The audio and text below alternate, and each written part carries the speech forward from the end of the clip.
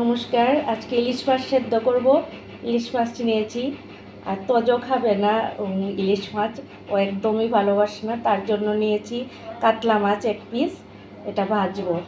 ইলিশ মাছ সেদ্ধর জন্য সর্ষে নিয়েছি, ভিজিয়ে রেখেছিলাম, মিক্সার গ্রাইন্ডারে পেস্ট করে নেব।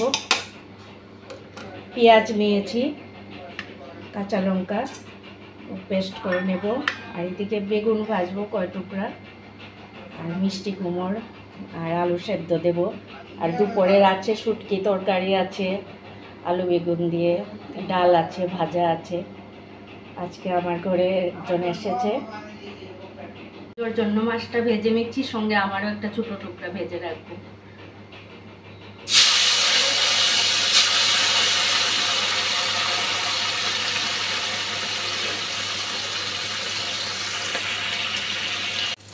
মাছ ভাজাটা হয়ে গেছে, তুলে দিচ্ছি।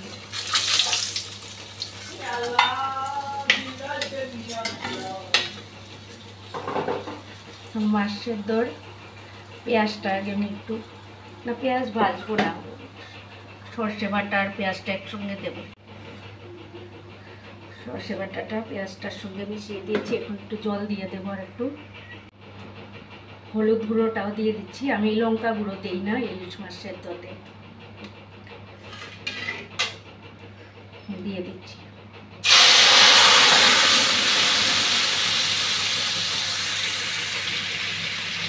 নুনটা দিয়ে দিচ্ছি। মাছটা একটু পরে দেব, ইলিশ মাছ তো খুব নরম থাকে, নাহলে মাছটা ভেঙে যাবে। এখন একটু ঢাকা দিয়ে রাখি। ভাপা করলে আবার আমি একসঙ্গে মেখে বসিয়ে দিই, আর এরকম করলে একটু পরে দিই।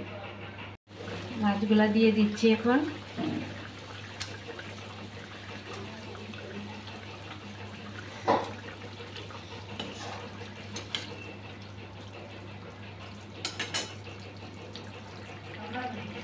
মাছটা তুলে নিয়েছি আগে, এখনই তুলেছি, ভিডিওটা অন করতে ভুলে গেছিলাম। এখন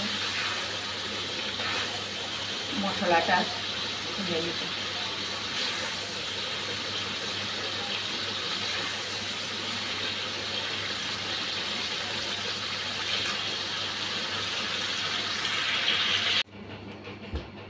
নামিয়ে নিয়েছি, দেখুন।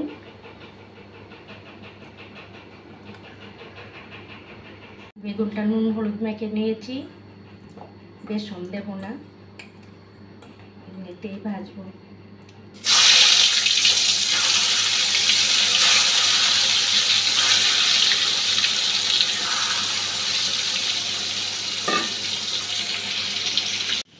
ইলিশ মাছ সেদ্ধ, মাছ ভাজা, ডাল,